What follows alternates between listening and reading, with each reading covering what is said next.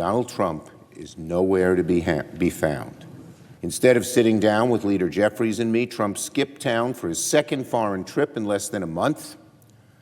Open enrollment is just days away, and Trump's message to the American people facing financial disaster is greetings from Malaysia. Yeah, but here's a question for Chuck. Does he want to actually strike a deal, or does he just want more of that crisp, bubbly White House Diet Coke? While they play games, the consequences are becoming very real. Air traffic controllers didn't get paid today for the first time. The military is at risk of losing paychecks mid-November, and SNAP benefits officially dry up this weekend. Let's bring in Oklahoma Senator Markwayne Mullin to discuss this and more. I want to start, Senator, if you don't mind, with this Asia trip, which I think has become more consequential, or at least as consequential as his Mideast trip. I mean, the deal with Japan, by the way, is 10%. They agreed to send 10% of 1 year's GDP of the country to the United States in investments. A deal with Malaysia that might involve some of the rare earth materials that China was looking to get its hands on, and mostly a shot above the bow of China to say, we are not abandoning China. We still have clear interest in China, in Asia. China, Japan, Malaysia, these are all areas that we, the United States, are interested in and will help defend. Well, David, if you take a look what happened underneath the Obama administration, it opened the door for the One Belt, One Road initiative. The Belt and Road Initiative is what the public calls it. And that was a 100-year plan as a result of a Pacific trade deal that didn't take place during Obama. What's happening right now is President Trump is restructuring the Pacific and Asia on saying, hey, we're your trade partners. China's being too aggressive. China overshot when they said that they were going to have people start licensing any product that was made with more than 1% of rare earth minerals that came from China. It gave President Trump an opportunity there to go restructure the trade deal and fix the failures of the Obama administration. So this goes back 10 years. What you have a president that is the art of the deal. He's the guy who wrote the book, and he's over there delivering on what he does best. He's a business guy first, a politician second, and he is making America great. And he's having our partners in Asia come back to us and say, hey, we want to work with you. We want to trade with you. We're going to invest in America because you're the partner of the future, not China. Exactly. He's pulling those allies away from China, both economically and militarily. But, Senator, we want to get back to where you are right now in Washington, D.C. It's been a little bit quiet there, except for Chuck Schumer's whining that we can hear all over the world. He's very sad he's not getting a lot of attention, so let's give him some attention.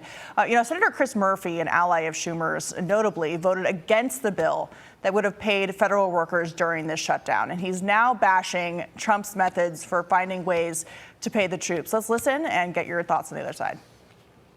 I think one of the reasons that President Trump is refusing to negotiate is because he likes the fact that the government is closed, because he thinks he can exercise king-like powers. He can open up the parts of the government that he wants. He can pay the employees who are loyal to him.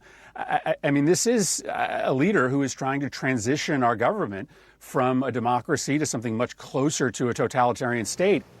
I mean, Senator, what an outrageous argument, given that Republicans in town have done everything to vote many times to open the government. The president has called on Democrats to do the same. And in addition to punishing the troops and our air traffic controllers, SNAP benefits are about to run out on November 1st. That's this weekend. 41.7 million Americans enrolled in that program, $351 per household. So it seems like Democrats are completely willing to inflict suffering on the people who depend on these paychecks for the sake of saying President Trump is a dictator. Well, Katie, what you have is you have Chris Murphy, who's more interested in running for president than he is actually doing his job. He's just trying to deflect his own responsibility. He knows that Schumer shut down the government. He knows he shut down the government, too, and he's trying to deflect his responsibility. The truth is we could open the government in 5 minutes. This is what we're asking them to vote for is a clean CR, a CR that Chuck Schumer wrote when he was in office in September last year when he was the leader of the Senate at that time. That's when Biden was in office. This is a 24-page clean CR that they actually wrote. He voted for it in September. He voted for it in December. He voted for it in January. And now he's wanting to shut down the government because of political ambitions, and it has nothing to do with policy. Remember, it was Kathleen Clark, the #2 Democrat in the House, that said that we understand families are suffering, but it's the only leverage point we have. Chuck Schumer and Chris Murphy own this shutdown, and they know it.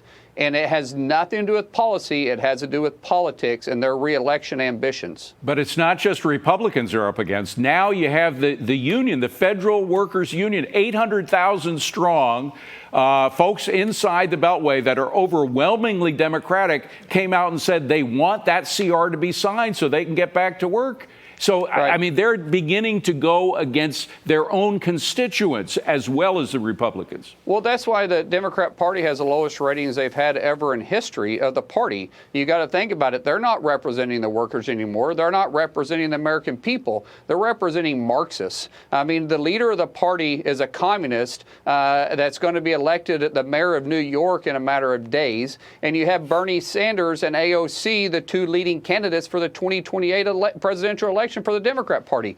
I mean, they are not the party of JFK anymore. They're a party of extremists, and that's why their rating is at below 40. I think the last time I checked it was around 35%, because you have leaders like Chuck Schumer, like Bernie Sanders, like Chris Murphy, and AOC that's leading the party to this extreme left, and they've left their base behind. That's why the unions are now coming to the Republican Party, and we welcome them.